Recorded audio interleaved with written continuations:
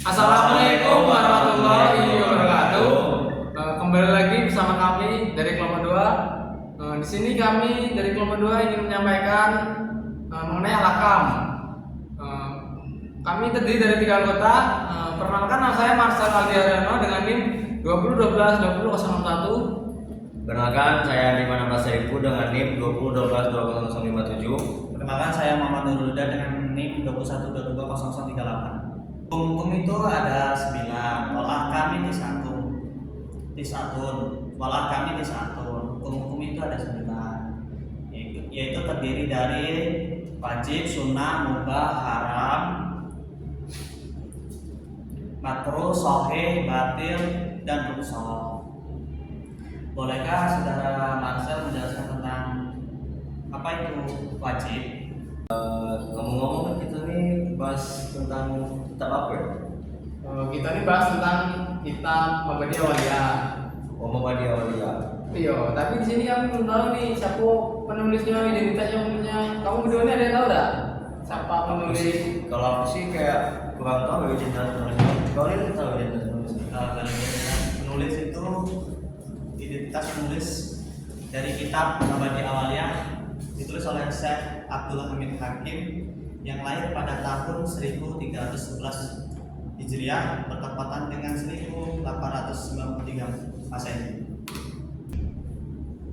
Syekh Abdul Hamid Hakim memulai pendidikannya di sekolah rakyat dan melanjutkan pendidikannya untuk belajar Al-Quran di kampungnya sendiri. Dan Syekh Abdul Hamid Hakim, beliau wafat di Padang Panjang pada hari Senin 13 Juni 1959. Itulah yang saya ketahui tentang identitas penulis dari Muhammadiyah Awaliyah.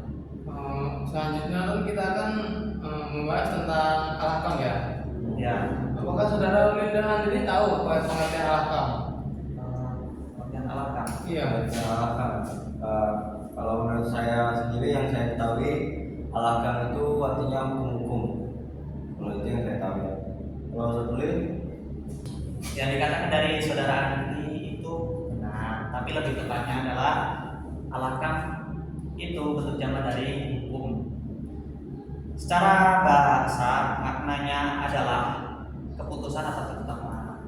Jadi hukum itu adalah artinya keputusan atau ketetapan. Itu hukum itu ada terdiri dari 9.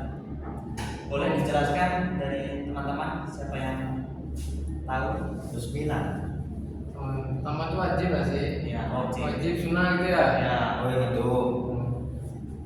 Kalau dari kami ini, dari aku nih, mengenai wajib itu, pengertian dari wajib ya. Wajib itu adalah apabila dikerjakan kita akan mendapat pahala. Jika ditinggalkan kita akan mendapat dosa. Jadi wajib itu adalah perbuatan yang apabila kita lakukan kita akan mendapat pahala. Jika kita tinggalkan kita mendapat dosa. Dan contoh dalilnya itu terdapat dalam surat Al-Baqarah ayat 183 yang berbunyi, ya ayyuhalladzina amanu kutiba alaikumusiyam kama kutiba alal ladzina min qablikum la'allakum tattaqun. Yang artinya, hai orang-orang beriman, diwajibkan atas kamu berpuasa sebagaimana diwajibkan atas orang-orang sebelum kamu agar kamu bertakwa. Jadi dapat disebutkan bahwa wajib itu apabila kita kerjakan kita mendapat pahala, jika kita tinggalkan kita mendapat dosa. Selanjutnya sunnah. Sunnah akan disampaikan oleh saudara Andri. Silahkan Andri. Baiklah, kalau menurut saya sunnah itu bila kita kerjakan kita akan mendapat pahala, sedangkan bila kita tinggalkan kita tidak mendapat dosa. Untuk hadis atau ayat tentang sunnah ini jujur saya kurang menguasai. Mungkin Marcel bisa membantu saya untuk menjabarkan ayat atau hadisnya. Dalil mengenai sunnah yaitu terdapat dalam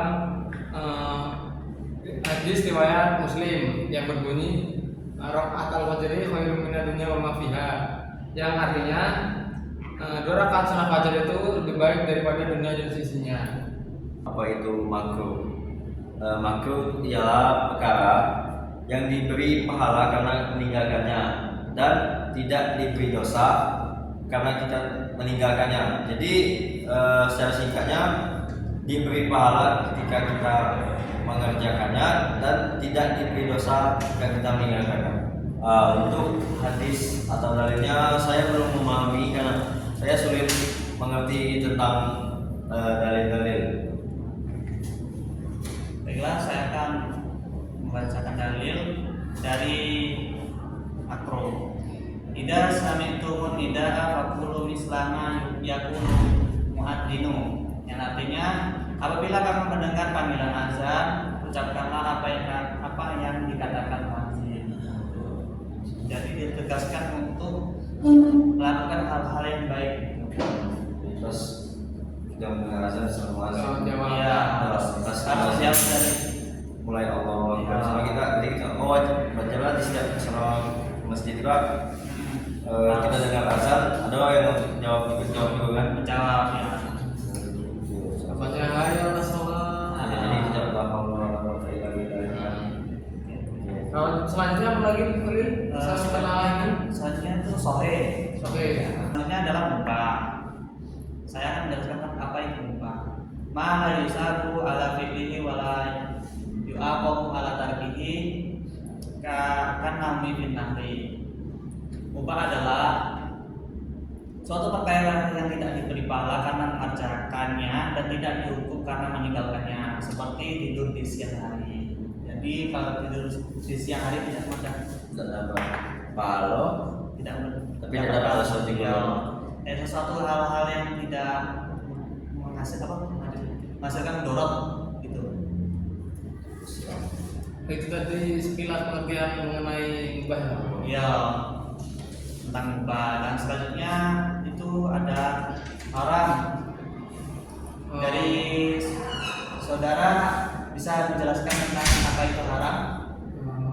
Haram itu adalah perbuatan yang dilarang secara tegas oleh agama Islam dan pelanggarannya dapat mengakibatkan dosa yang sangat besar. Jadi secara intinya haram itu adalah apabila kita kerjakan kita akan mendapat dosa, apabila kita tinggalkan kita akan mendapat pahala. Dan contoh dalil dari haram itu terdapat dalam surah Al-Baqarah ayat 168 yang berbunyi ya ayuhan nasu kulu mimma fil ard halalan thayyibah wala tabi'u khutuwati syaiton innahu lakum aduwwun mubin. Nah, yang artinya sekalian manusia, makanlah yang halal lagi baik dari apa yang terdapat di bumi, dan janganlah kamu mengikuti langkah-langkah syaitan. Nah, itulah tadi penjelasan dari mengenai hukum ya. Hukum haram. Selanjutnya setelah hukum tuh apa lagi ya Kulil ya? setelah haram tuh Setelah haram. Makruh.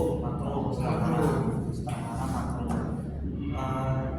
Mungkin saudara Andi mengerti apa itu makruh? sah. Menurut saya sah itu suatu perkara yang rukun dan syaratnya itu terkumpul dengan perkara tersebut. Contohnya ialah sholat. Jika rukun dan syarat sholat tersebut terpenuhi maka sah sholatnya. Sedangkan yang kemudian sudah sahih ini ada batil atau batal. Contohnya, pengertiannya ialah jika syarat dan rukunnya belum terpenuhi maka tidak sah atau batal syarat tersebut. Contohnya ialah bila kita sholat tetapi rukun dan syaratnya tidak terpenuhi maka batal sholat kita. Itu yang saya tahu tentang sah dan batal. Itu pengertian dari yang ya. Ya, pengertian dan contoh sah dan batal. Seperti tahu batil. Rukhsah itu adalah istilah dalam Islam yang berarti keringanan atau kemudahan dalam menjalankan ibadah atau hukum syariah. Biasanya diberikan karena adanya uzur atau alasan tertentu. Dan secara etimologis, rukhsah berasal dari kata raksa yang berarti menurunkan atau mengurangi beban. Dalam istilah usul fikih, rukso adalah hukum yang berlaku berbeda dari hukum asal karena adanya keadaan yang menyulitkan mukallaf untuk melaksanakannya. Contoh rukso itu termasuk keringanan dalam salat bagi musafir dan pembatalan puasa bagi orang sakit. Nah, kemudian apalagi ini setelah rukso ini? Azimat. Azimat. Aku kurang sih. Kami juga kalau tanya juga. Azimah itu adalah sebuah hukum yang tidak berubah dari hukum asalnya, seperti kewajiban sholat lima waktu, keharuman memakan bangkai bagi orang yang tidak dalam keadaan darurat. Misalnya kayak seseorang diperbolehkan memakan babi apabila dalam keadaan darurat.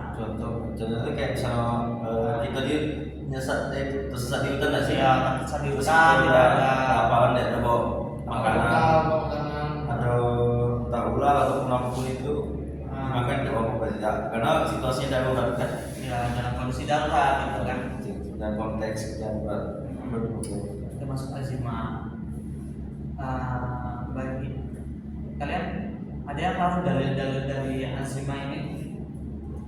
Penjelasan mengenai azimah ya Lia. Terus dalilnya itu ada enggak mengenai azimah itu? Siapa yang tahu?